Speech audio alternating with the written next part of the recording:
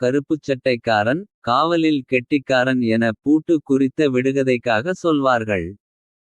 இங்கே சிலரின் செயல்பாடுகளை பார்க்கிறபோது. கருப்புச் சட்டைக்காரன் களவாணித்தில் கெட்டிக்காரன் என சொல்லலாம் எனத் தோன்றுகிறது.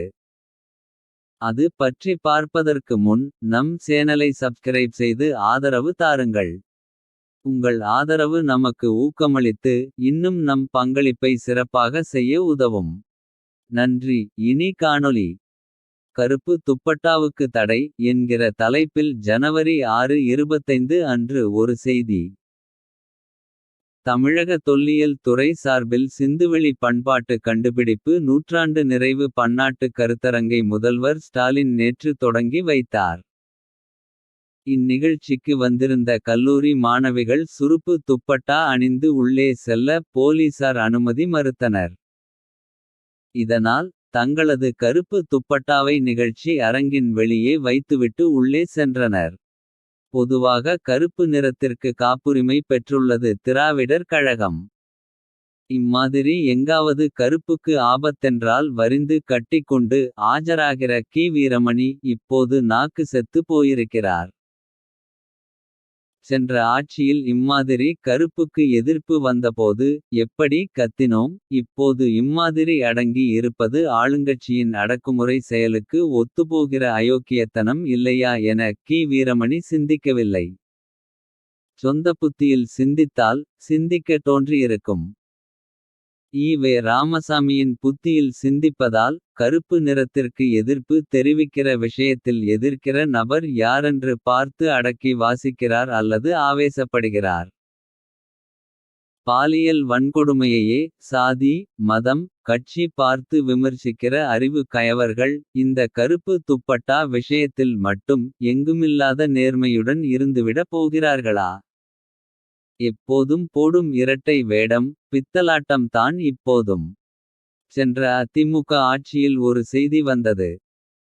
தமிழ்நாடு அரசின் தலைமைச் செயலக வளாகத்திற்குள் கருப்பு உடை அணிந்து சென்றால் தடுக்கப்படுவதாக. அதை கேள்விப்பட்ட கி. வீரமணி சும்மா இருப்பாரா. கருப்புச் சட்டைக்கு தடை கோமாளிக்கூத்தை நிறுத்துங்கள் என்கிற தலைப்பில் ஆவேசப்பட்டார். அன்றைக்கு வந்த செய்தியிலிருந்து. தமிழ்நாடு அரசின் தலைமைச் செயலக வளாகத்திற்குள் கருப்பு உடை அணிந்து சென்றால் தடுக்கப்படுவதாக ஒரு செய்தி வெளிவந்துள்ளது. முதலமைச்சருக்கும் துணை முதலமைச்சருக்கும் தெரிந்துதான் இது நடக்கிறதா. இதுகுறித்து முதலமைச்சர் தெளிவுபடுத்த வேண்டும். ஆணையோ வாய்மொழி உத்தரவோ இருந்தால் அதனை அகற்றிட வேண்டும் என்று திராவிடர் கழக தலைவர் கி. வீரமணி விடுத்துள்ள அறிக்கை வருமாறு.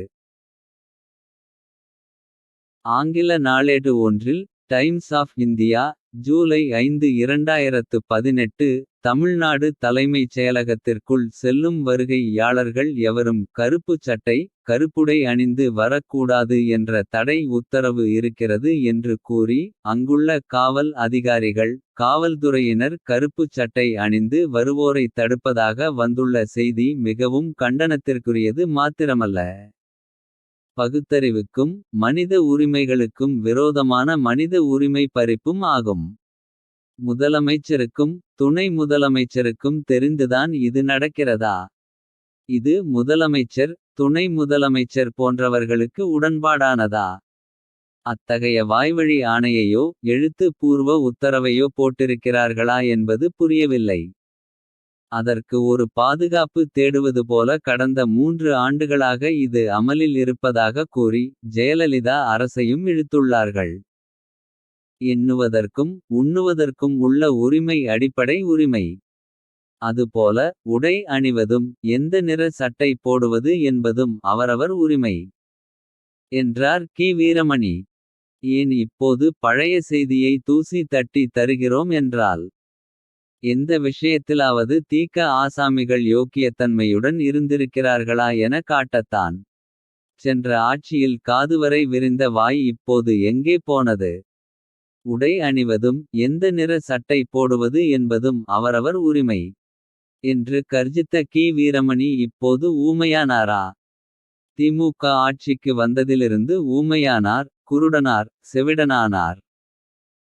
ஜெயலலிதா முதல்வராக இருந்தபோதும் தமிழ்நாடு அரசின் தலைமைச் செயலக வளாகத்திற்குள் கருப்பு உடை அணிந்து சென்றால். தடுக்கப்பட்டதாக மேற்கண்ட செய்தியிலிருந்து தெரிந்து கொள்ள முடிகிறது.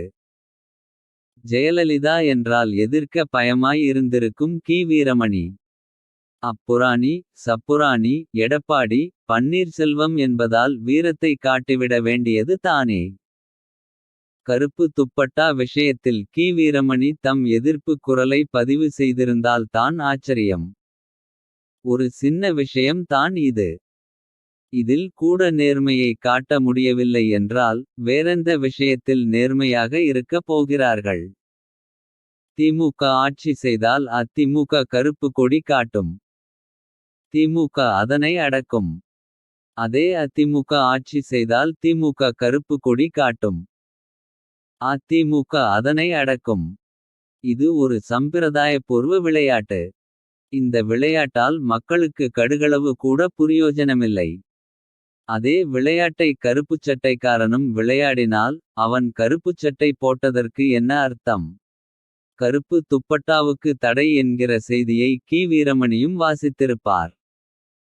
சென்ற ஆட்சியில் இம்மாதிரியான செயல்களுக்கு எப்படியெல்லாம் எதிர்ப்பை பதிவு செய்தோமே. இப்போது மௌனியாக இருந்தால் காரித்துப்புவார்களே என்கிற உறுத்தல். அறிவு கி. வீரமணிக்கு கொஞ்சம் கூட இல்லையே. கூமுட்டைகளை தொண்டர்களாக பெற்ற தலைவர்கள் பாக்கியவான்கள். அதிர்ஷ்டசாலிகள். இத்தகைய இரட்டை வேடத்தை பார்த்து கொண்டு முட்டாள்களாக. எதிர்த்து கேள்வி கேட்கிற அறிவில்லாமல் தானே இருக்கிறார்கள். அதனால் தானே ஒரு இயக்கத்திற்கு தலைவராக இத்தனை ஆண்டுகள் கி. வீரமணியால் குப்பை கொட்ட முடிகிறது.